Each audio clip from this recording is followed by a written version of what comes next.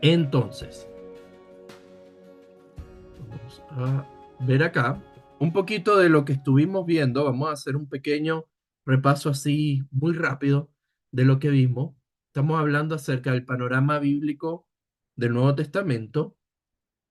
La clase anterior hablamos un poco acerca del contexto judío en el Nuevo Testamento. Hablamos un poco de cómo estábamos en ese momento histórico donde el pueblo judío estaba oprimido por el Imperio Romano, cómo existían diversos grupos o diversos partidos que cada uno abogaba por cosas diferentes. De hecho, una aclaración de algo que hablamos ahí es, hablamos de los fariseos y de los saduceos. Y vieron que normalmente cuando nos acercamos a ver a los fariseos, los vemos, y quizá los evangelios nos los pone un poquito como los malos de la película. Pero ellos abogaban, y esto sí lo dije la vez pasada, por vivir la fe o vivir el judaísmo fuera del templo. El judaísmo se vive en el templo, pero también en la casa. Entonces, por eso la importancia de estar en la sinagoga, la importancia de los rituales de purificación aún dentro de la casa, la importancia de guardar el sábado y una gran cantidad de normas para guardarlo bien. Entonces, eso eran los fariseos contra los saduceos, que representaban a los sacerdotes y al clero, a los sacerdotes, a los dirigentes.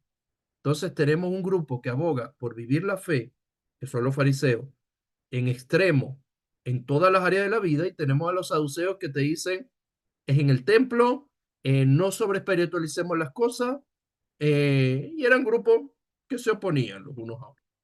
También hablamos de los celotes y de otros grupos, los herodianos, que existían en el momento. Eh, Bien.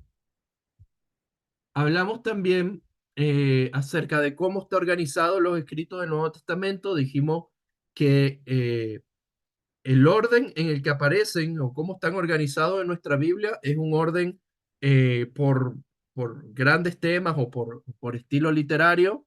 El primer libro del Nuevo Testamento hablamos que no era Mateo. De hecho, el primer evangelio es Marcos. Hablamos también un poco del evangelio, eh, y de cómo estos venían a responder a una necesidad específica de las nuevas generaciones que querían conocer más acerca de Jesús. Eh, y tocamos un poquito el libro de Hechos como este segundo tomo eh, escrito a Teófilo.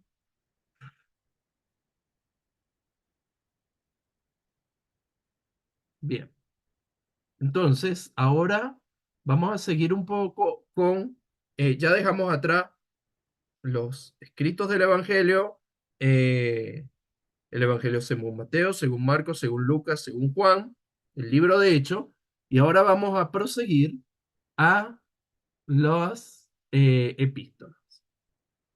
Entonces, las epístolas ocupan una, la gran mayoría del Nuevo Testamento. Por eso tienen una importancia muy grande, muy importante cómo nos acercamos a ella. Pero primero vamos a entender un poquito, hablamos del contexto judío la vez anterior, ahora vamos a ver el contexto greco-romano en el Nuevo Testamento. Esto es de suma importancia. ¿Por qué? Porque el Imperio Romano, cuando empezó a conquistar eh, los diversos lugares, ellos permitían, y esto lo dijimos la vez pasada, cierto nivel de libertad de culto. Se podía vivir eh, la fe siempre y cuando no atentara contra el imperio. Si esta fe o si esta creencia venía y eh, quería derrocar al emperador, entonces ellos la aplastaban. Pero si no, en cierta manera ellos permitían que se viviera, especialmente con los judíos. Ellos permitieron hasta el año 70 que vivieran su religión sin ningún problema, no eliminan el templo, de hecho permiten que el templo siga funcionando con normalidad bajo su orden, bajo este dominio político, pero ellos permitían esto. Algo que surge en este mundo griego y romano es un cierto sincretismo. Las personas empiezan a tener un deseo muy grande por sabiduría.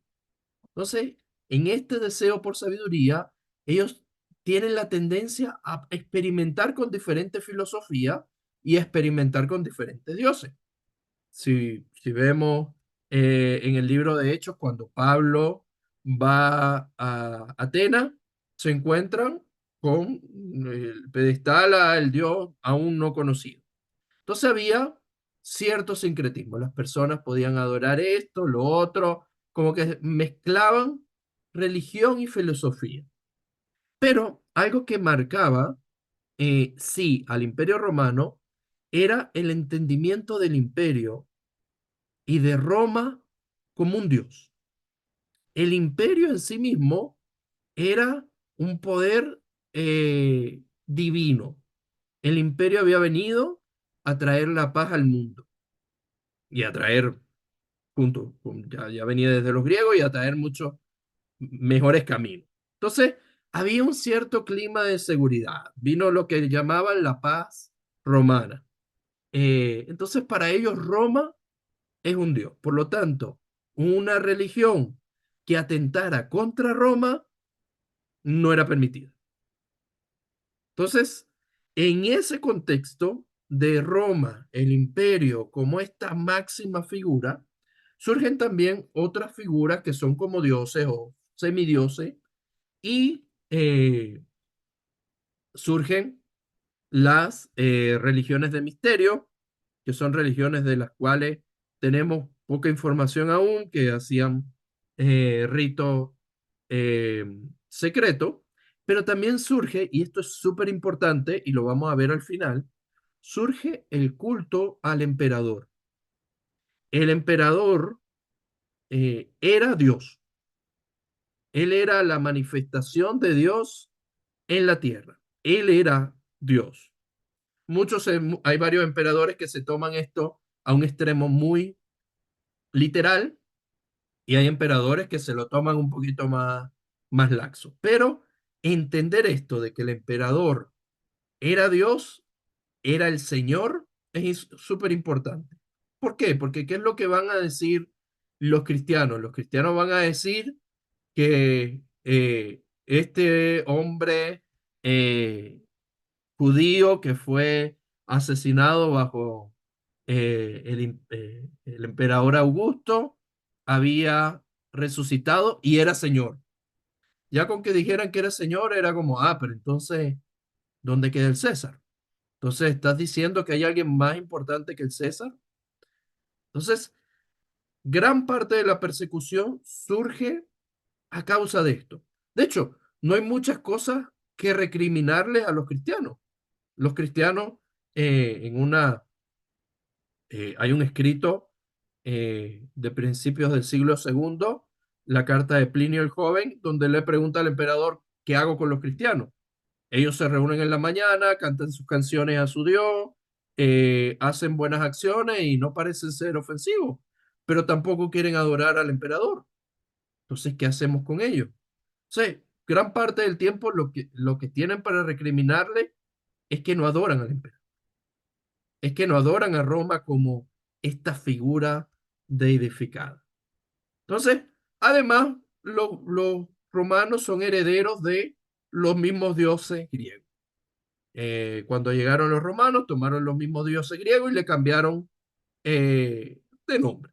Entonces ya Zeus no era Zeus, sino que era Júpiter. Y así, ellos lo que hicieron fue tomar de otro. Como dije, había un cierto sincretismo. Ahora, el imperio romano era el, el imperio, el reino, póngale como quiera, más grande para el momento.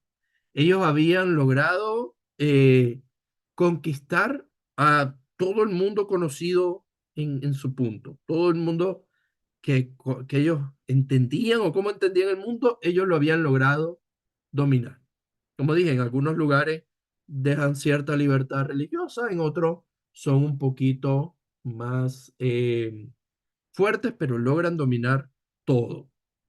Hay ciertos espacios, si ustedes ven, no todo está cubierto por el Imperio Romano, pero en gran parte de esos territorios vivían eran pueblos bárbaros, que al final son los que van a destruir el imperio. Entonces, hay que entender como todo el mundo en ese momento, toda la civilización europea está dominada por un solo imperio. Ahora, ¿qué pasa en Palestina en ese momento? ¿Qué pasa en Judea? ¿Qué pasa en este contexto del mundo de Jesús? En ese tiempo, eh, Herodes el Grande gobierna Palestina. Desde el año 37 hasta el 4 después de Cristo, Herodes es eh, el gobernador de toda Judea, Palestina, toda esta zona está gobernada por Herodes. Fue nombrado por el rey Marco Antonio en una época de muchas divisiones políticas, pero él de alguna manera logra mantenerse en el poder a pesar de que cambian los emperadores. Es un hombre bien astuto, pero cuando muere, todo lo que él dominaba, que era toda la zona de Judea, Samaria, Perea, Decápolis, todo lo gobernaba él, todo eso queda dividido en cuatro partes. Una parte de esa se lo queda a Herodes, su hijo. Otra parte Felipe. eh, en fin, hay una división ahí después que muere Herodes. Y Galilea,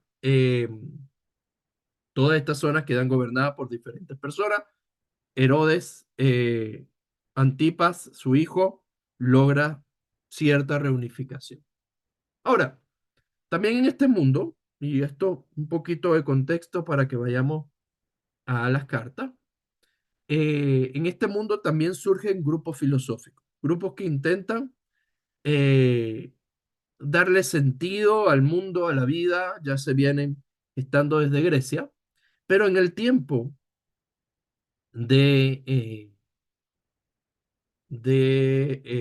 la vida del apóstol Pablo y de Jesús, hay dos grupos que son principales. Uno, el platonismo, que son herederos de la filosofía de Platón, que dicen que la orientación que hacía énfasis en la realidad de un mundo trascendental de ideales. Hay un mundo más allá, está el mundo de las ideas, que apoyan todo lo que es el mundo físico y terrenal. Entonces Platón decía, hay un mundo de las ideas, hay un mundo terrenal. Y el otro grupo, que también es bastante fuerte en el momento, son los estoicos, el estoicismo.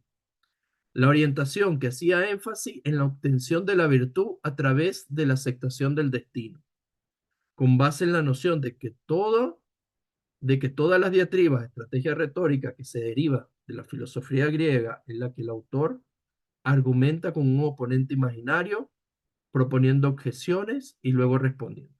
Entonces, los estoicos te hablan de alcanzar una cierta virtud a través de la negación.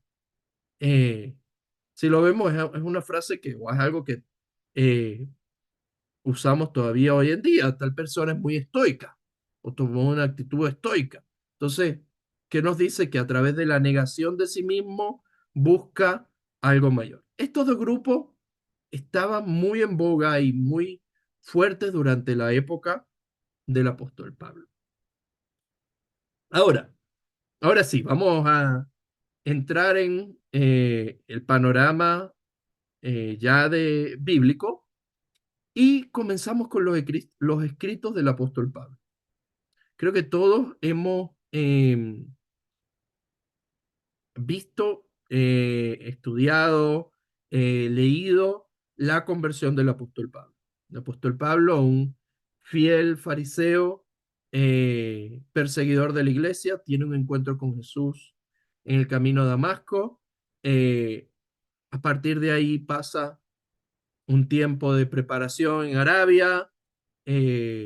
Luego es, junto con Bernabé, llamado a llevar el evangelio a los gentiles. Es un hombre con un tesón muy grande, eh, y también con una claridad muy grande respecto a la ley, respecto a la Torá. Por eso tener claro este panorama del Antiguo Testamento es también importante en este punto. Pablo tenía súper claro el panorama del Antiguo Testamento. Él tenía súper clara la ley y de hecho en ella, a través de ella, se manifiestan muchas veces. Eh, Su pensamiento, cómo lo leemos, es importante tenerlo en claro. Ahora, ¿qué legado nos deja el apóstol Pablo? Más allá de escribir la mayoría del Nuevo Testamento, dice la fe cristiana es mundial, iniciando desde los esfuerzos del apóstol Pablo. Nosotros estamos en esta reunión de Zoom gracias a cómo el apóstol Pablo se dejó usar por Dios para llevar el evangelio a los gentiles. No solamente llevó la fe, sino que sus escritos plantó la semilla de prácticas y creencias que se convertirían en doctrina. Si nosotros analizamos gran parte de las, o una buena cantidad de prácticas que realizamos hoy en día, las realizamos tomando los escritos del apóstol Pablo. Pensemos en la cena del Señor.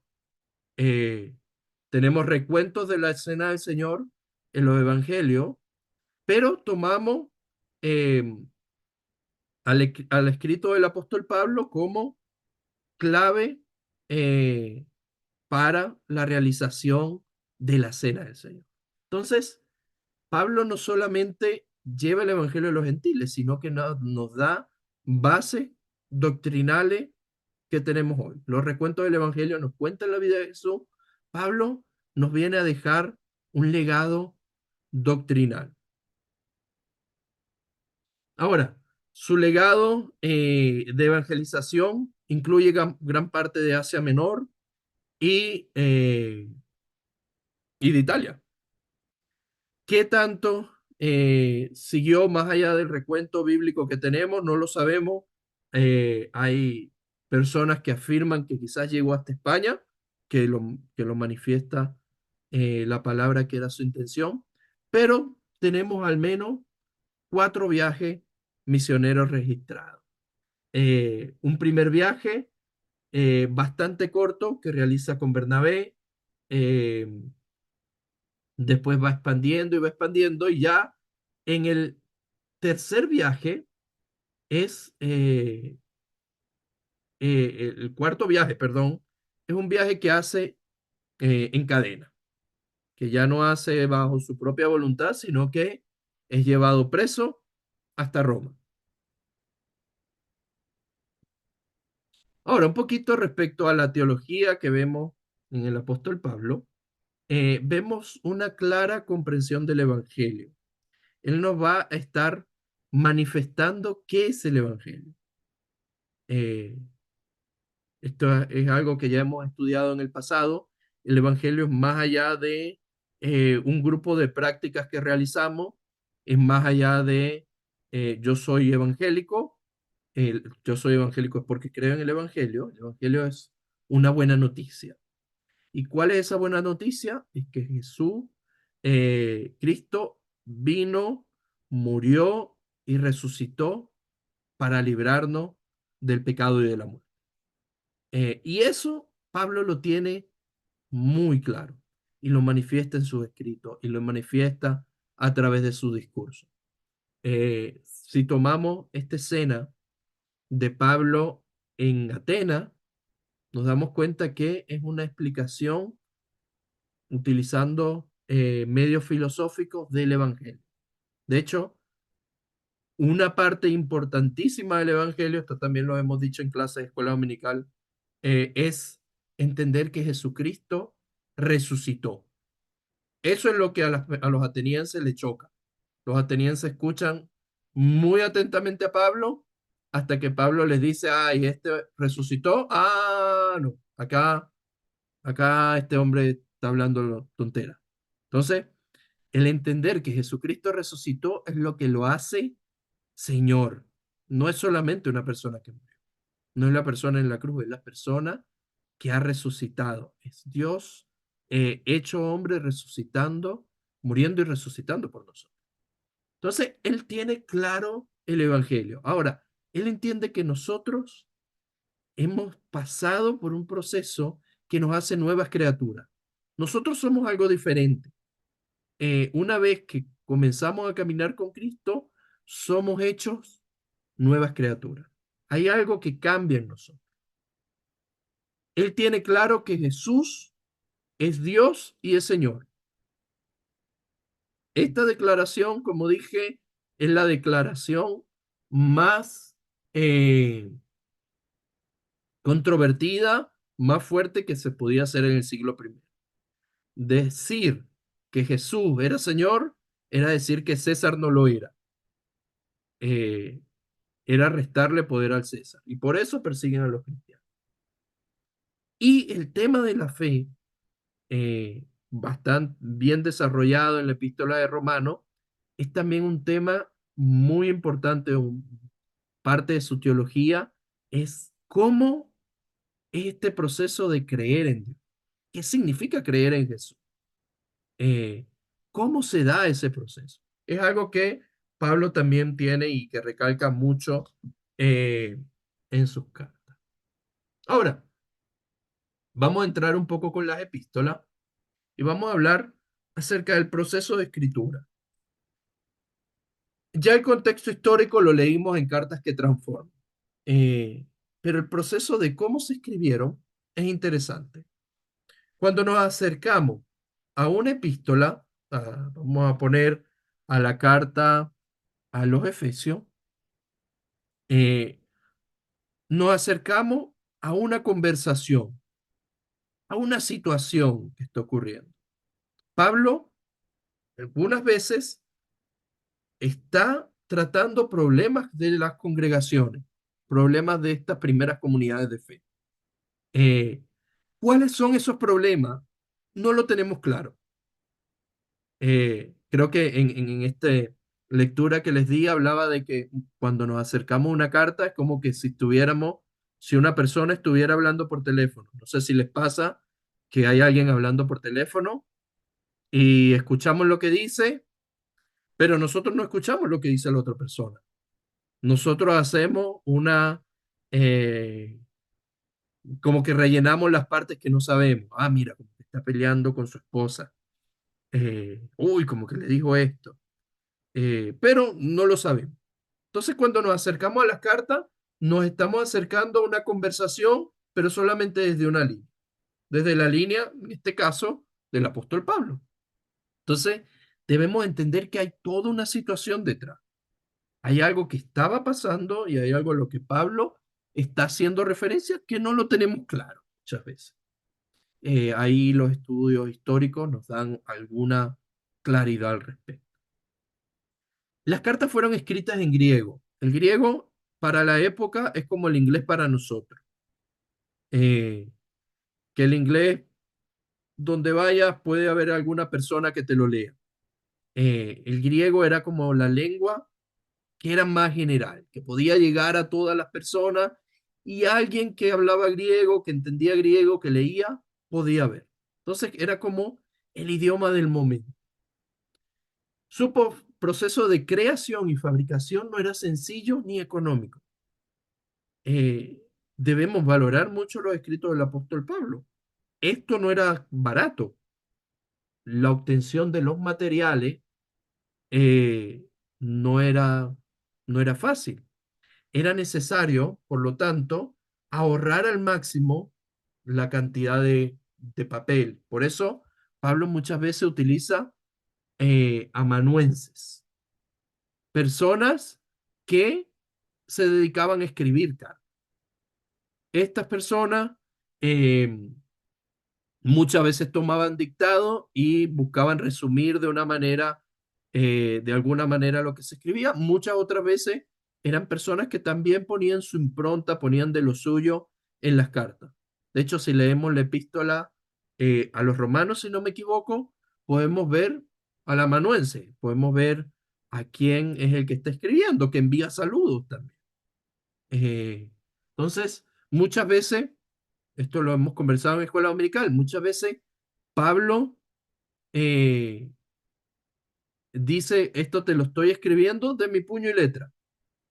Probablemente había un amanuense, una persona que escribía bien y que aprovechaba, y alguna sección, algún párrafo, Pablo lo escribía de su propia mano y decía esto, que se note que lo estoy escribiendo yo. Quizá su escritura, su letra era diferente.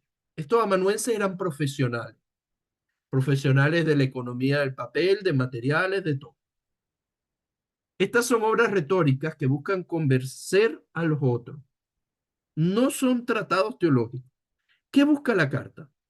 La carta busca convencer a la otra persona, en este caso puede ser una persona o una congregación, de salir del error o convencerlo de seguir caminando por el buen camino.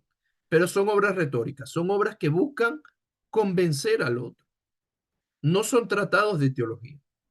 Cuando Pablo le escribe a los romanos, él no está pensando, yo voy a hacerle un librito de teología para que ellos se guíen. No, está tratando dudas, situaciones específicas que ocurrían en la iglesia en Roma.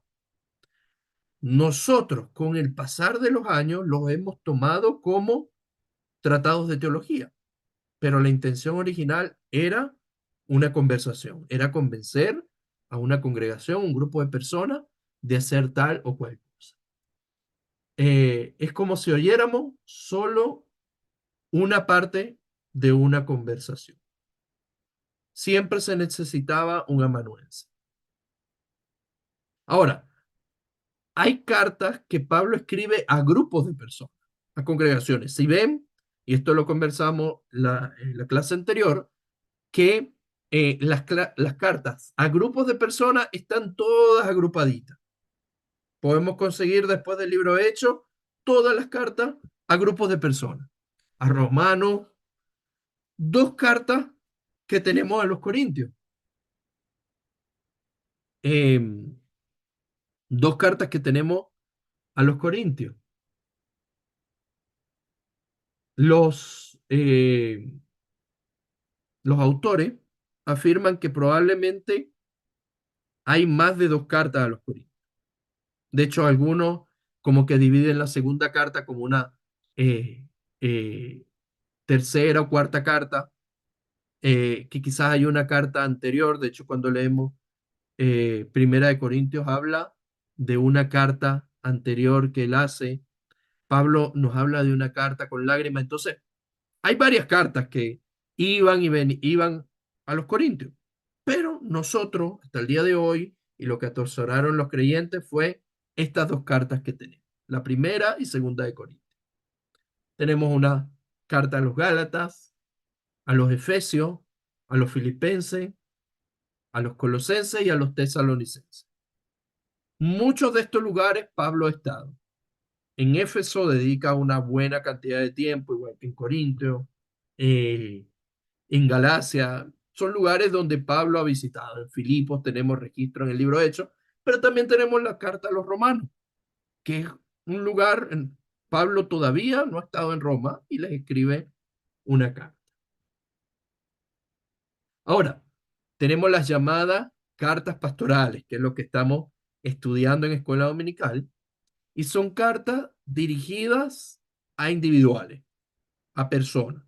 Entonces tenemos la primera y la segunda carta a Timoteo, tenemos la carta a Tito y tenemos la carta a Filemón.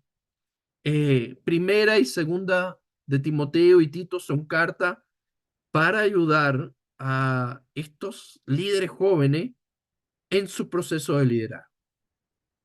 Segunda de Timoteo tiene un toque más personal. Pablo expresa las dificultades que ha estado viviendo y le pide a Timoteo que vaya a verlo antes de que sea ejecutado. Y Filemón es una carta a un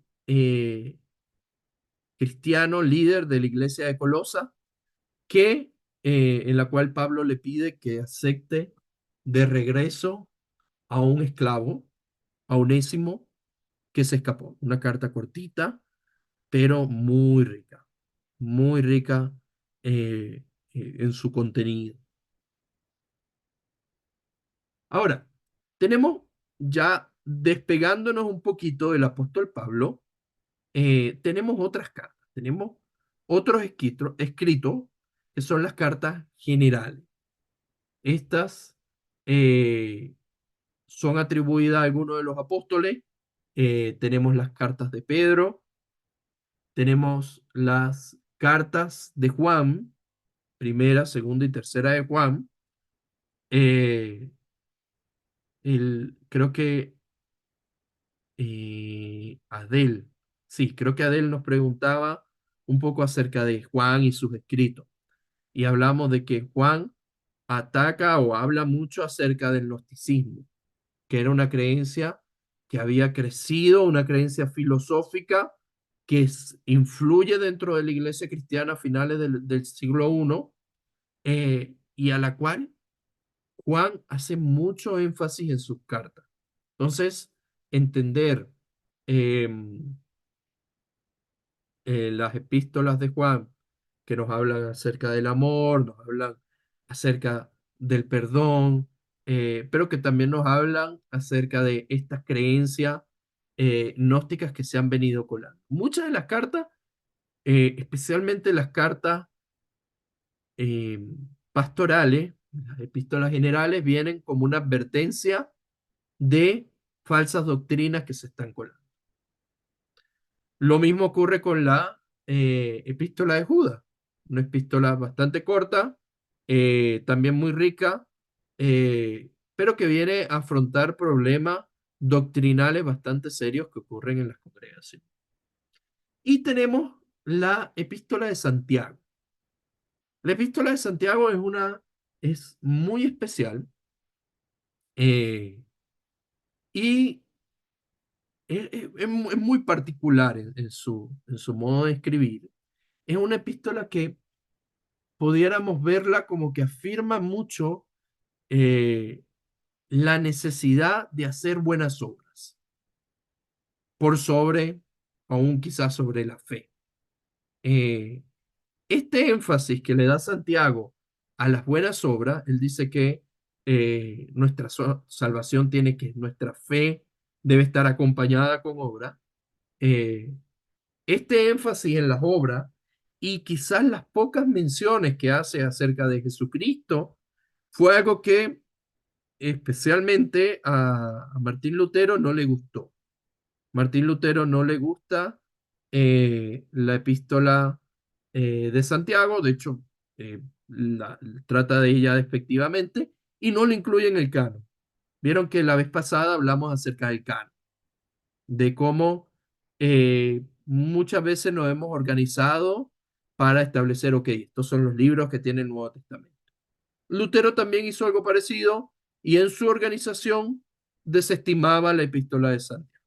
Ahora, nosotros la tenemos en nuestros días, es una epístola muy rica, también que debemos leer y que tiene principios, especialmente acerca de la perseverancia, del acompañar, de cómo debe ser el obrar de un creyente y de esta esperar por la segunda venida de Cristo.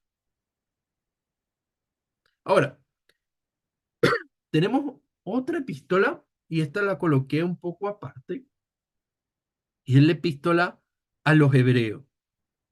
Eh, con el resto de los escritos tenemos cierta seguridad por los escritos de las personas en el primer siglo o en los siglos subsecuentes de quién era, de quién lo escribió. Eh, pero con la epístola a los hebreos es con la que más duda tengo. Muchos le han atribuido esta epístola al apóstol Pablo, pero lo que podríamos afirmar, la ciencia cierta es que es anónima. Eh, Nadie se atreve a meter las manos en el fuego por la epístola de quién la escribió. Podríamos decir es anónima, no tenemos el 100% claridad. Eh, la continuidad de las religiones cristiana y judía es evidente en el hecho de que Dios, quien ahora ha hablado a través de su Hijo, es el mismo Dios que habló a través de los profetas judíos. Esta epístola viene a reconciliar la fe judía y la fe cristiana y a decirlo que Cristo es este del que hablaban los profetas. Eh, si vemos, tenemos un recuento maravilloso acerca de la historia y los héroes de la fe judía en Hebreos 11. Las escrituras judías se citan de manera autoritativa en todo hebreo como expresión confiable de la voluntad y el plan de Dios. En la epístola de los hebreos vemos menciones y citas del Antiguo Testamento. Es una de las epístolas más ricas en esto.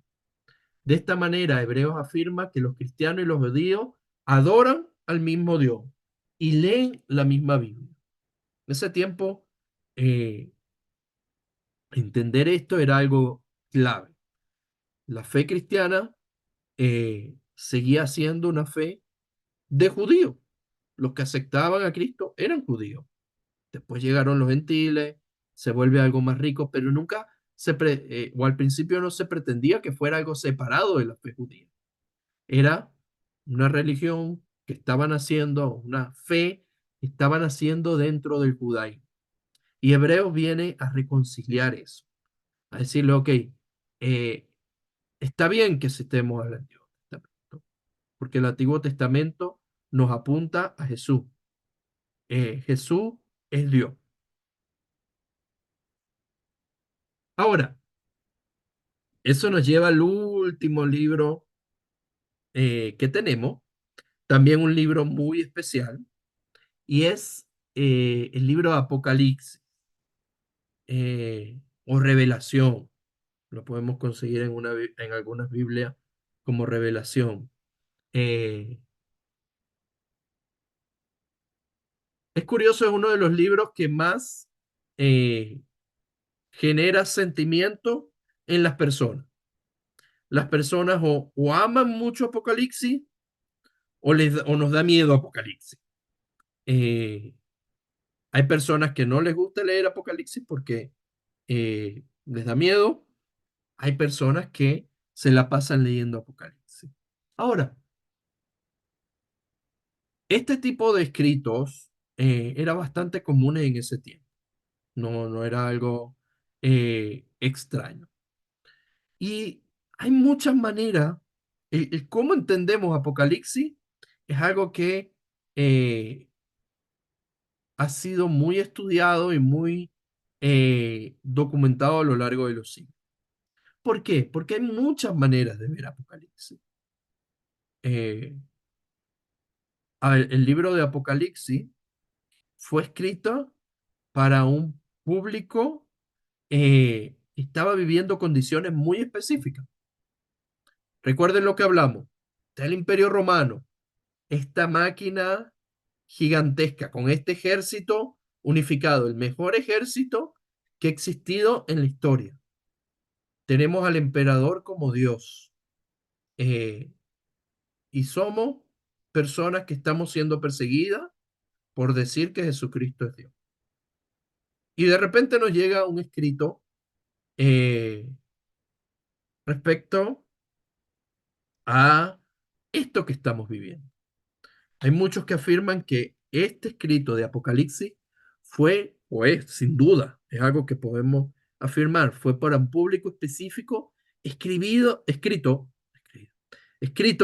en un código que ellos podían entender. Cuando habla de la gran ramera, cuando habla de la bestia, eran eh, formas y figuras que para los lectores originales les hacía sentido,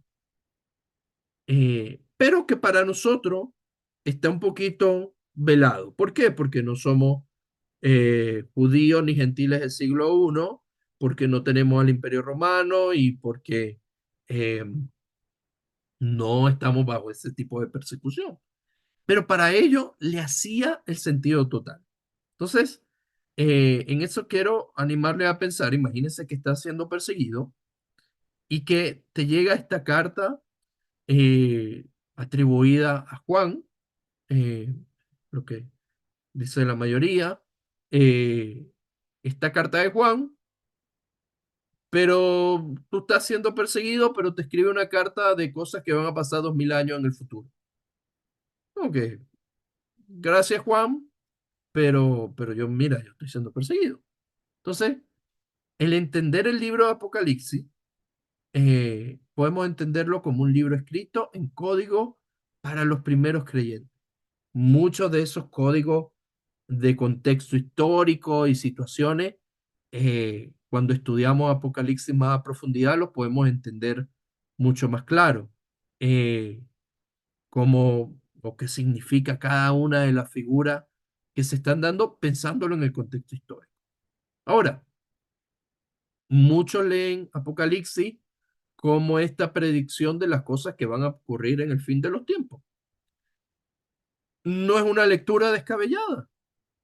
Pueden existir o puede ser que tenían una intención específica para los lectores originales, pero que Dios también tenga un mensaje para nosotros a través de este libro.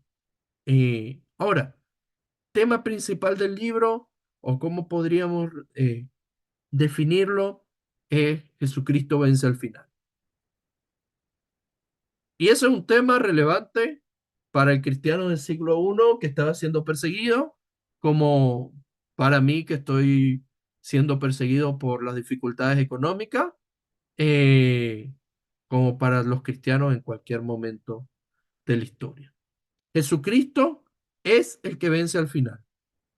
No importa la bestia, el anticristo, la ramera, no importa qué tan grandes sean, Jesucristo va a vencer y nos va a traer sanidad y restauración, y va a regresar. Eso, el mensaje de Apocalipsis, podríamos reducirlo quizá a eso. Entonces, estos cristianos del primer siglo que están siendo perseguidos, que los obligan a dar su fidelidad y a declarar que el César es Dios, que se oponen y son asesinados, son lanzados a la fiera, les llega este libro y se llenan de esperanza. Jesucristo al final va a vencer. Va a vencer contra este imperio, contra este emperador, contra lo que ves, lo que se ve. Pero ese mensaje también me da esperanza a mí. Cuando leemos Apocalipsis 21, ese mensaje, esa visión de la Nueva Jerusalén, eh, este árbol de la vida que trae sanidad, y que el río que trae sanidad a las naciones. Ese mensaje me da esperanza. Entonces, entender el libro de Apocalipsis como un mensaje para el momento y todas las cartas y todo el Nuevo Testamento debemos entenderlo como un mensaje para lectores que tenían problemas específicos, que vivían contextos específicos, que no tenían Metro de Santiago, pero también como un mensaje relevante para mí.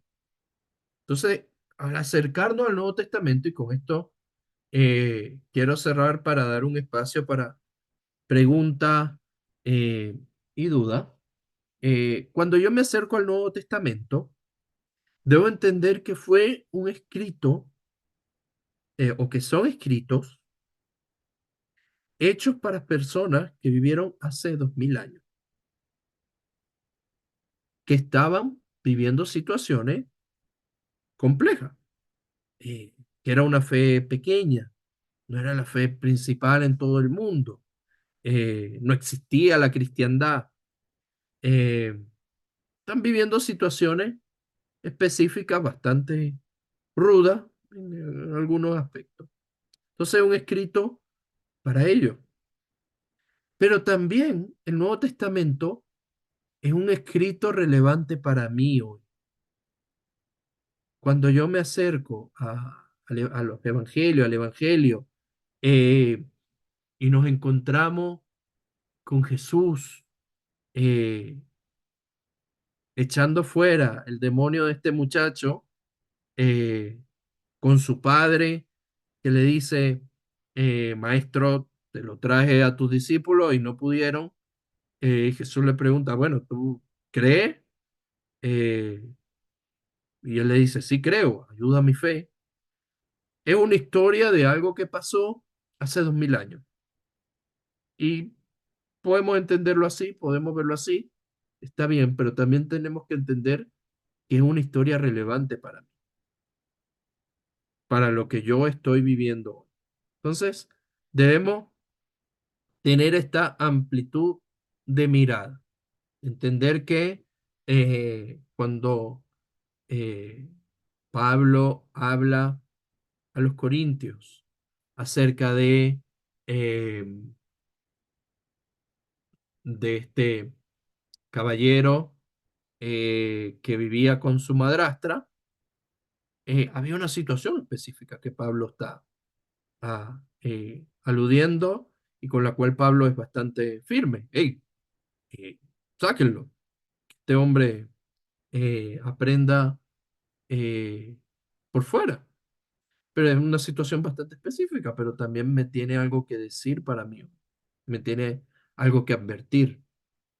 Entonces, es importante esto cuando nos acercamos al Nuevo Testamento. Algo para entender un poquito ese tiempo, durante la vida de Jesús, la población de Palestina era diversa. Incluso entre el pueblo judío no había uno solo y unificado sistema de fe ni de práctica. Aún así, había ciertas cosas que casi toda la gente judía creía. Solo hay un Dios y este Dios ha escogido para que fueran el pueblo elegido y santo, distinto a todos los demás pueblos o naciones de la tierra. También Dios había hecho un pacto con ellos y les había dado la Torá. Es algo que entendemos también hoy. Hay un solo Dios y ese Dios nos ha llamado como sus hijos. Eh, y nos eh, y es algo que Pablo complementa con el Evangelio. Eh, y ahora podemos nosotros, lo leemos en Romanos, podemos nosotros pertenecer a este pacto de Dios por el Hijo Jesucristo, por su Hijo Jesucristo muriendo en la cruz por nosotros.